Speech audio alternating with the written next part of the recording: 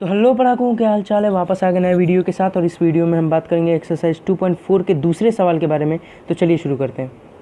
Question क्या कह रहा है वो देख लेते हैं। Find a cubic polynomial with the sum of the product with the sum of the products of its zeros taken 2 at a time and the product of its zeros are 2 -7 -4 respectively। Basically क्या कह रहा है कि सम of zeros इसका 2 है और sum of zeros taken 2 at a time इसका -7 है और प्रोडक्ट ऑफ जीरोज़ क्या है -14 है। यानी कि हमने वो दो फार्मूलाज पढ़े हुए हैं ना, उसी का है ये कि हमें क्या क्या दे दिया गया है। हमें alpha plus beta plus gamma, जहाँ की अल्फ़ा बीटा और गामा अगर इसके जीरोज़ हैं तब का मैं बता रहा हूँ कि alpha plus beta plus gamma equal to हमें दिया हुआ है 2, ठीक है। और हमें दिया हुआ है alpha beta plus beta gamma plus gamma alpha equal to -7 and हमें दिया हुआ है alpha beta gamma equal to -14। ये चीज़ें हमें दी हुई हैं, ठीक है। और हमें इससे निकालना है क्या, हमें क्यूबिक पॉलिनोमियल को निकालना है। यानी कि क्यूबिक पॉलिनोमियल में होता क्या है, क्या होता है भाई, x cube plus b x square plus c x plus d, यही चीज़ें होती हैं। तो हमें क्या प्राप्त करना है यहाँ पे, ए बी सी और डी, इन चार की वैल्यूज़ हमें प्राप्त हो जाएंगी तो हमें क्यूबिक पॉलिनोमियल मिल जाएगा। इतना सिंपल है ये। तो चलिए शुरू करें। ए बी सी और डी की वैल्यू कैसे मिलेगी, हमें रिलेशन पता है ना, क्या होता है, alpha plus beta plus gamma equal to क्या होता है, -b/a, ठीक है। लिख लेते हैं यहाँ पे, alpha beta plus beta gamma plus gamma alpha equal to क्या होता है, c/a। शायद कंफर्म करो, जल्दी से कंफर्म करो, तब तक हम आगे बढ़ते हैं। अल्फ़ा बीटा गामा, इन तीनों का अगर मल्टीप्लाई कर देंगे तो क्या आएगा हमारे पास, ये y नहीं है, ये गामा है, ठीक है, गामा। तो ये क्या आएगा, -d/a होता है, ठीक है। ये भी सही है, ये भी सही है, ये भी सही है। तो अब हमारे पास क्या मिल चुका है, अल्फ़ा बीटा गामा तीनों को अगर जोड़ेंगे तो क्या आना चाहिए, 2 आना चाहिए। तो 2 इक्वल टू -b/a, ठीक है। यहाँ से हमारे पास क्या आएगा, बहुत आसान है, इससे ज़्यादा आसान आपको क्वेश्चन नहीं मिल सकता। और कमाल की बात यह है कि ऐसे क्वेश्चन्स बोर्ड्स में भी आते हैं। Alpha beta plus beta gamma, इसकी वैल्यू कितनी दी हुई है, -7 इक्वल्स c/a लिख लो।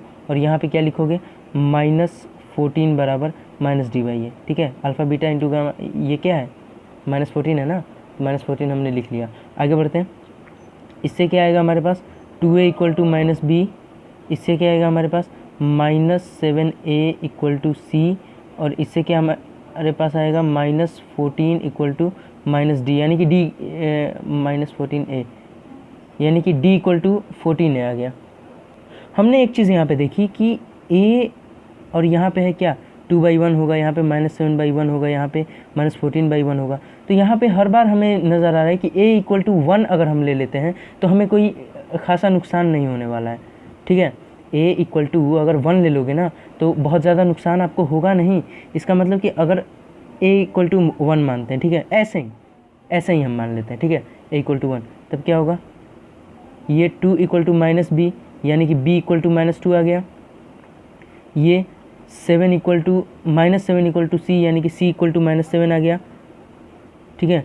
और ये a इक्वल टू 1, यानी कि यहाँ पे क्या हो जाएगा, -14 इक्वल्स -d, माइनस कट जाएगा और d इक्वल टू क्या आएगा, 14 आ जाएगा, ठीक है। तो a इक्वल टू हमने अगर 1 लिया तो b equal to -2, c equal to -7 और d इक्वल टू 14 आ गया।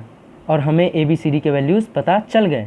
जी हाँ, हो गया, बस ख़त्म कहानी। हमने a इक्वल टू 1 क्यों लिया, क्योंकि हमने जब कभी भी देखा ना यहाँ पे इसका कोई वैल्यू नहीं है फिर, हालांकि इसका वैल्यू है, a की वैल्यू अगर 1 लेंगे तब, लेकिन अभी क्या है कि हाँ, अभी हमने क्या देखा कि 2 इक्वल टू -b/a, ठीक है। हर जगह पे हमने देखा कि b इक्वल टू अगर हम -2 रख लेते हैं, a इक्वल टू 1 रख लेते हैं तो हमें कोई नुकसान नहीं होने वाला है, ठीक है। इसलिए हमने a इक्वल टू 1 माना। देखो यहाँ पे c इक्वल टू -7 क्लियरली आ रहा है, d इक्वल टू 14 क्लियरली आ रहा है। तो a इक्वल टू 1 रखने में दिक्कत क्या है, हमें a इक्वल टू 1 हर जगह पे रख लो, ठीक है।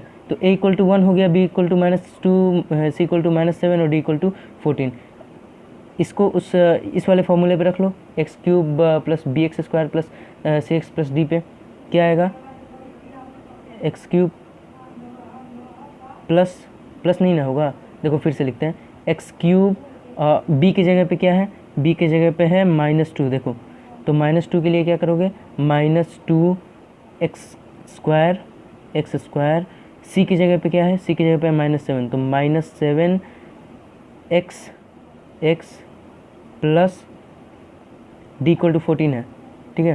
तो d = 14 है तो क्या हो जाएगा यहाँ पे, d = 14, तो यहाँ पे +14 हो गया। तो ये आ गया हमारा एक्सप्रेशन। यही है, बस हो गया, ख़त्म कहानी, ठीक है। तो इसी तरह से इस क्वेश्चन को अटेम्प्ट करना है। तो वीडियो अच्छी लगी तो लाइक कर देना, चैनल को सब्सक्राइब कर देना। चलते हैं, और हाँ, पढ़ाई करते रहना क्योंकि कोरोना से बोर्ड टलने वाला नहीं है।